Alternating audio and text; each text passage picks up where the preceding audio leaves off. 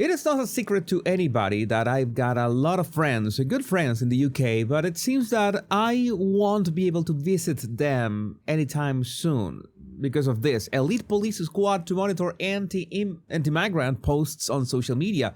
Concerns for free speech mount as Home Office creates team to flag signs of potential unrest. And you know how critical I've been of the whole, how we love our migrants. We let them cross the channel and let them in and give them phones, home, food, clothes, everything they want because of reasons that I simply cannot understand besides destroying the country.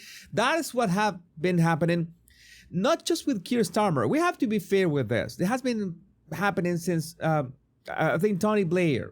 We could say that it's been since Tony Blair, but right now they're going full dystopia with this. And the lead team of police officers is to monitor social media. They're going to be sitting there in front of the computer, seeing that who is tweeting against migrants. Go figure. For anti-migrant sentiment amid fears of summer riots, detectives will be drawn from forces across the country to take part in a new investigations unit that will flag up early signs of potential civil unrest.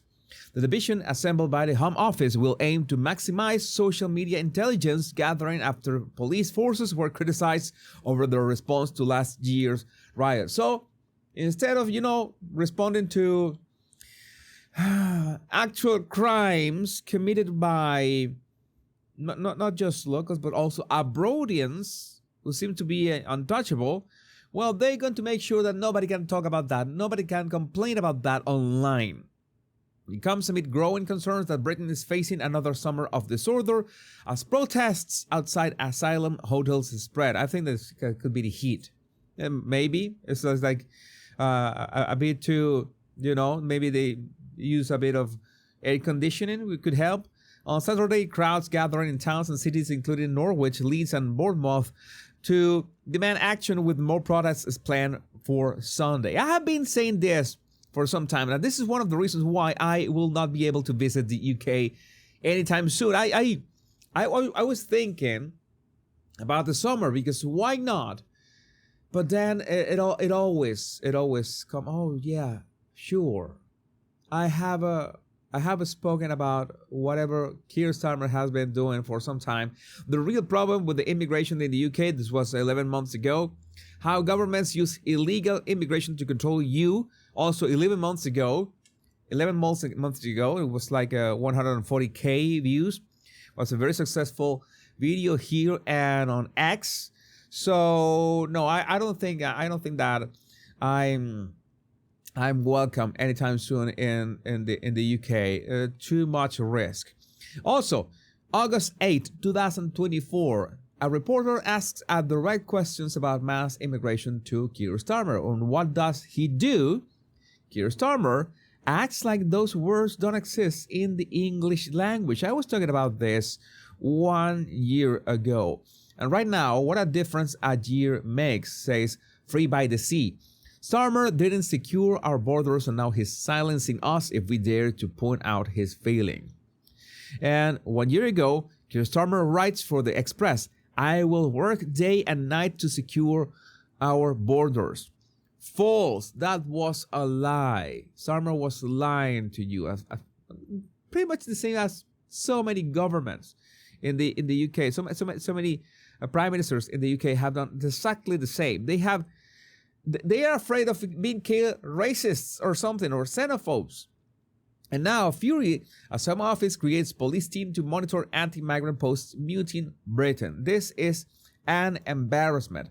A formerly great country is being silenced, literally, and it's embarrassing. Lee Harris, can you come with us, please? We have evidence you posted F. Keir Starmer and stop the votes on social media. That's the thing that's going to happen. That's the thing that's going to happen at any point. That's already been happening. Yeah, I wouldn't use IDs to cross the border. Sadly, this is not a meme. They don't care whoever is crossing the channel. Whoever is getting inside the UK, they're getting rid of their passports. They're getting rid of their IDs. They're getting this tabula rasa, in which They have no idea. Home Office has no idea who is crossing the channel, and they're granting all those males and military-aged males, they're granting everything that they want. And then they can bring their families as well and start all those Abroadians doing the things that they do best. I will let you figure out what that is. But if you use the internet, we're going to look for you and make sure that X complies in which showing us your ID so we can know who you are. They're basically trying to do this. 1 year ago, I also said social media bans coming to the UK. Did I mention that a systemic introduction of chaos via unfettered immigration will segue into draconian laws? Did I say that? Oh yeah, I did. I did back then. I know how this works. This is all about chaos. I know because I come from Venezuela. I know that the way that people will do this is through chaos. That's how you control a nation. That's the way that you say, hey, you know what?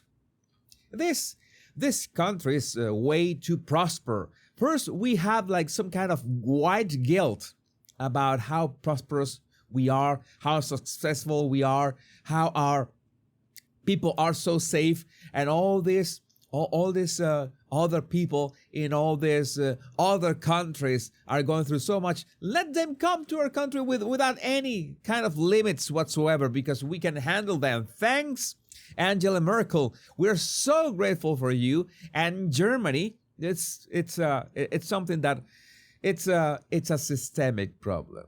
We know that the globalists are behind this, and they made sure to go for the weakest links, in this case, Angela Merkel in Germany, and make sure that the invasion of Europe started right then and there. And the UK said, oh, we cannot say no to this because then we could be painted as racists or xenophobes. We have to let everyone in. You have a problem. You have a real problem. We already knew this from more than 1 year ago. It has been a problem for a lot longer than 1 year ago. But right now, with the embarrassing fact that you cannot complain about that online. You cannot have an opinion online. If you have an opinion, you will be silenced. You will be thrown into jail. You will be fined. You will be disappeared. That is literally what is the difference between that and a little shithole third world country under a dictatorship? I don't see any difference. I don't see any difference whatsoever. And nobody would like to live like that. I mean, I've told you before, if you are in the UK and you have the opportunity, you have the slightest opportunity to leave, I think that you should leave. I think that you should leave because this is not stopping anytime soon. You say that, oh, I will stay here fighting. Be my guest. It's your decision. You're the one who are gonna call the shots for your life. But I'm telling you that if this has been going for so long, and it's a problem that has been so, let's say, crystallized for the UK, and the UK is going down and sinking lower and lower. I don't know.